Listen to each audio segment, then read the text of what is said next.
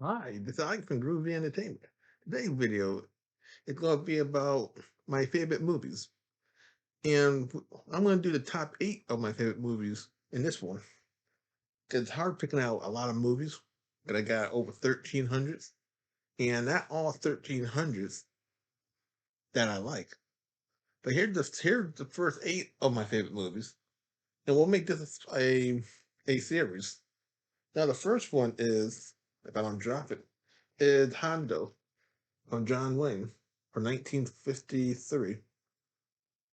And it was a great Western. I saw it on TV once in the 80s, and then once in the 90s or 2000 when they re-released it on TV again. And it was so good, I bought it on DVD when it came out the DVD.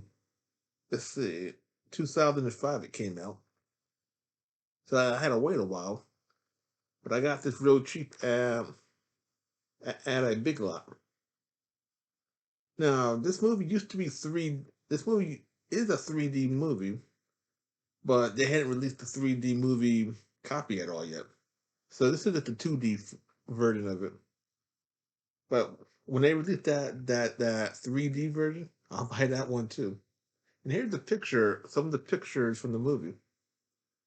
Now this plays almost like Shane, that a strange cowboy goes to a family, and the family loves him, and he have to save the family from the bad guys. In this case, the Indians are the bad guys, and so Shane, they were the bad cowboys. Now the next one is Spartacus from 1960, and this is what do you call it? A Kurt Douglas film, and I read some of the book of this, not the whole book. I read like 5 pages. Well, it was a long book, so it took me a while to read it.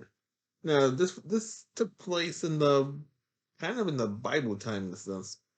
When I was being in the Bible time, this Roman, you got the powerful Romans going after the poor Romans, and they made a part two to this with Steve Reed in Italy back in 1962, 63, called the I think we call it the Son of Spartacus, and that plays kind of like a part two because it continues when this goes off. And I got that one too, but wasn't that one was shorter and more and a little more faster than this one was, but this one was the best one. If you can find the part two, then you have the whole collection in a sense. Now this is a kind of a 4 hour film, so you need to have a lot of patience with this movie. But it goes by real fast if you've seen it 100 times. I seen this back in the '80s on thing with ABC or NBC, one of the 5 channels. Then I saw it again in the '90s because they kept showing it over and over. So I had to buy the DVD. Now this is the special edition. If you see this, you want this one more than you want the black one. Because the black cover one is just a a expanded edition that they cut out a lot of stuff back in the days, and that black one they put everything back that they cut out because it's just too bad at the time. And this one is the extended version too, but you got a lot of commentaries. You even got a commentary by Kurt Douglas talking about what he did in the movies. So it makes it even more better that you got the actor who was an old man at this time talk about when he was a young man inside a movie he did. So that's Spartacus. Now number three, Die Hard. Now Die Hard was kind of like I said in my other video I did about Tower Inferno, kind of the same way, except you got bad guys taking over a nice huge building, and you got him to try to save the people. And this is a long movie too. This is like a 3 hour movie. Goes by real fast with all action and everything. And I'm gonna do a movie review of this movie soon because I got the Blu-ray and I got the DVD version, and I want to see which has what. Something on the DVD has something that this doesn't have, unless they didn't write it down. And if they didn't write it down, then I'd be happy if this has everything my DVD has. If not, then the DVD is the better one, but this has something that the DVD doesn't have. So you got two copies with extra bonus stuff on each of them. But I have to look into that and see if this is just lazy writing because it couldn't fit it all in this little blue box. But this is Bruce Withers, the guy who did that TV show. I forget the name of the TV show. It was, and that was his first TV show. It wasn't a I didn't like it, but because I was a little kid when it came out, it didn't make me happy or not. The other one, the with the other James Bond guy, Prince Bronson, he did his TV show back in the same time. And that show was a little bit better. It was like watching Heart to Heart, but with another guy, an English guy playing the part. And not much to say about this. This movie comes on all the time. Probably not much anymore, but it used to come on every single day, it seemed like. I saw this movie when I was little in the 80s, and I saw it a lot in the 90s when they would repeat it on regular TV. Then they put it on cable so many times. Every Christmas, the thing would come out. So I got my own copy. Or should I say I got two copies.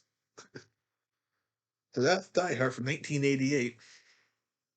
The next one, the Manchurian Candidate from 1962. Now, this is a long movie too. It's as long as the 2 hour movie that seemed longer. And you got yourself Frank Sinatra. Um, you got the lady that did Murder She Wrote. You got Henry Silva. He always played the bad guy in everything he does. You got the guy who played on Barney Miller, the commissioner, the boss of Barney Miller. So you have three good people in this one. You got Janice Lee, the lady that played Psycho. You got Lawrence Harvey, the guy that played on the Alamo as as one of the good guys. Now this movie is about the government controlling people's minds and using them as killer machines when they wanna use them. And Frank has to figure out how to stop the guy he's after from killing the president. So that's mostly what this movie's about. And it is a good movie. It's black and white, but it goes by real fast. It had a lot of action in it. And I seen this when I was little back in 1987, 88, when it came on TV. And kind of back then, you didn't have much you didn't have much channels. We had like five or six channels back then. So you didn't really have a choice of what you wanted to watch. And it came on the weekends. So the weekends were mostly fishing shows, sports, the rich and famous. That came on a lot in the weekends. So when this came out, it was something different. And because I was born where you had rabbit ears and you had fuzzy TV, the black and white didn't bother me too much because I didn't know it was in black and white. So then I saw this movie in the 90s on cable TV, nice and clear, and I got to see what the movie was really about. And it was even better seeing it in the 90s because I got to see the movie without the fuzz and it had commercials for it because I saw it on TV. But now I got my own copy, and this is a special edition. So this one, okay, this is a special edition on one DVD, And it got all the bonuses. You got interviews, you got commentary with the director. So this is the one you want. Now I don't know if this is on Blu-ray or not. And if it's on Blu-ray, I don't know if it's the same film or did they take things out. And this was a remake too. They remade this movie again in the 2000s. Now I saw the remake, and that wasn't as great as this one was. They kind of made it a brand new movie with the same plot, and they made it longer, it seemed like, and more slower. But I know this movie was already long, but they made it longer and they made it slower. They made it darker too. This even though they put black and white, this was brighter and had more color to it. So if you you can watch this anytime. I don't know where you can watch these films at because I got these on these kind of formats. Now you heard me talk about this film 100 times, so well, like 4 times. The Longest Day, with everybody you could think of in this film. John Wayne, Robert Mitchum. Uh, let's see what else. So many of these. You got Sean Connery, dude. They put his. I think it was his first movie, or one of his first. No, this is that's not one of his first movies because he did that Tarzan film in 1959, Tarzan Greatest Adventure, but he played a bad guy. But this is the first time. I think this is one of his first movies that he made it for the whole film. He did that Irish film back in I think 50, 58, 59. I don't know the name of that movie, but he did a couple with them. This is 62. So this is kind of before James Bond. So I think this movie came out first. They loved him in it, and then he did Doctor No a couple of months later. It's got everybody, like I said. You got now. I tried to read the book of this, but I couldn't really finish the book because of the library book. And this about D-Day, and this one tells the story of all the people that went through it. And you got the Germans, you got the French people, you got the Italian people, you got the Americans, and they all speak their own languages. So you get to see everybody talking with the subtitles at the bottom. And this is a 3-hour movie. This one you got the Blu-ray and the DVD in this one. So if you get the Blu-ray copy, you get the DVD copy also. And then you got a third. So it's got 3 discs. Let's see if we can show you it. Yeah, so you got the Blu-ray, the DVD, and then you got the bonus disc. That is a DVD. So that's nice that they had added the DVD bonus disc to the Blu-ray. So you have the whole collection of The Longest Day. And this had a great soundtrack. I played the soundtrack on this channel before I had to take it off. And here's some. I think I showed you these pictures before, but if I didn't, we can show you the pictures again. See, here's John Wayne. Here's Henry Fonda. He wasn't in the film that long, but he was in it. Here's Sean. Here's Robert Ryan. He was a good actor. He played bad guys and good guys. He played more bad guys than good guys. And here's Robert Mitchum. He was in the film the whole time. You had other actors too. I think you had Fabian. He sung the theme stuff. It was either Fabian or the other singer. But one of them sung the theme song to this movie.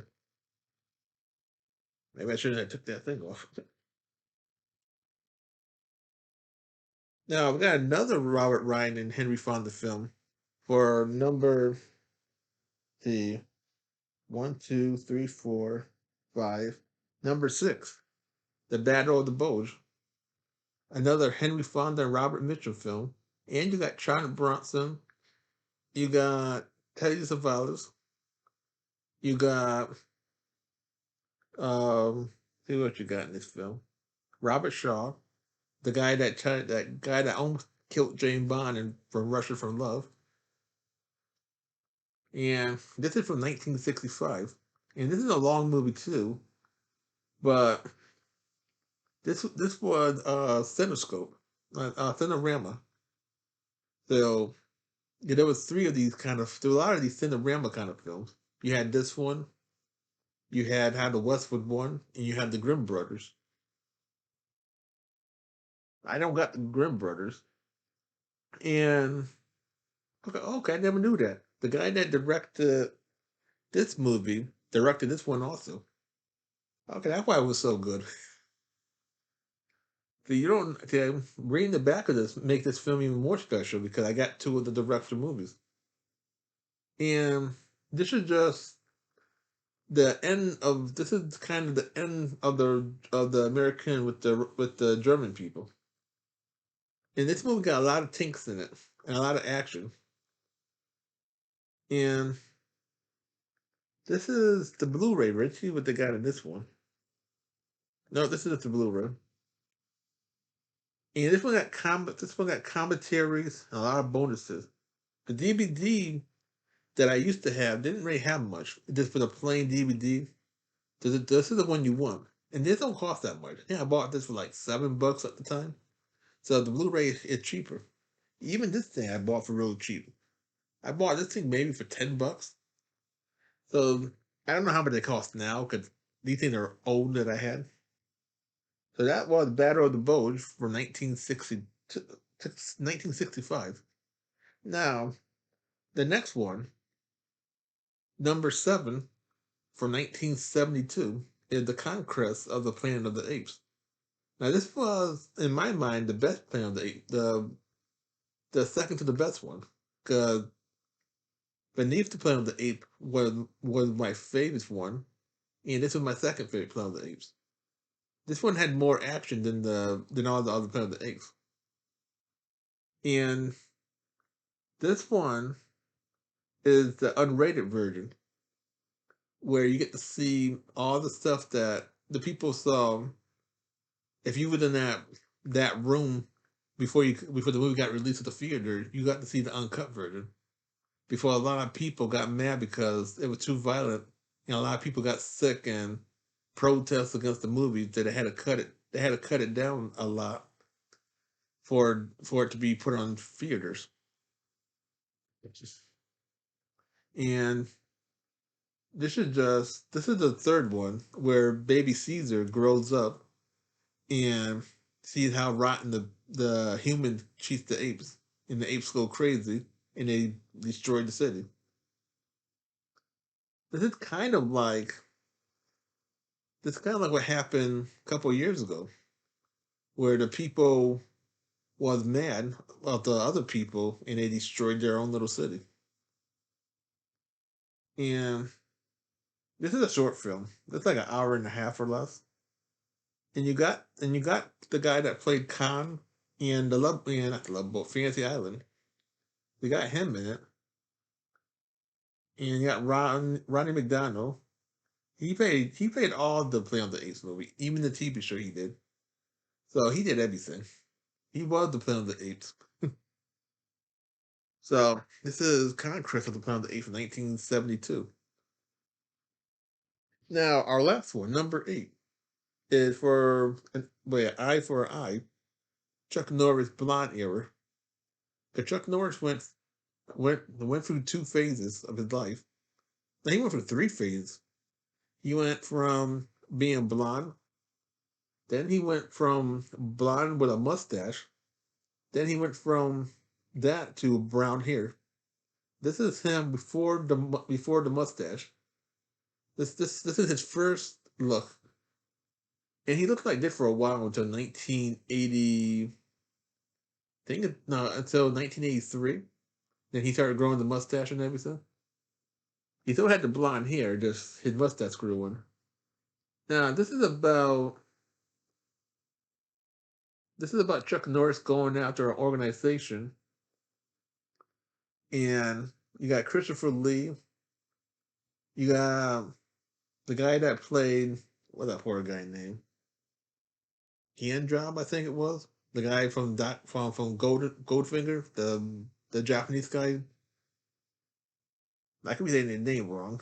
And this is from 1981, and it has a lot of action in it. Yeah, these things are dusty, as you can see. You can't see in the film, but a lot of dust flew more. I shouldn't have done that. And Chuck Norris did a lot of action. He came out in 1972. Yeah, he did his first movie in 72 with Bruce Lee. And he worked all through the 70s and all through the 80s. And I don't know if he's still working today, but he had a long career. He even did his first movie in 1969 with Dean Martin. And he he looked the same back then. If you could recognize him in the 60s. And this is just a DVD copy. Now, I don't know if they released this on Blu-ray or not. Um, Back then, they were releasing all his movies on DVD at the time, from VCR to DVD. So These are my top 8 favorite films. Let's see if we can hold them all up and not them all caving in on us. I'm gonna do them this way to see so I don't drop them all on myself. So these are all. Now I'm gonna do some more.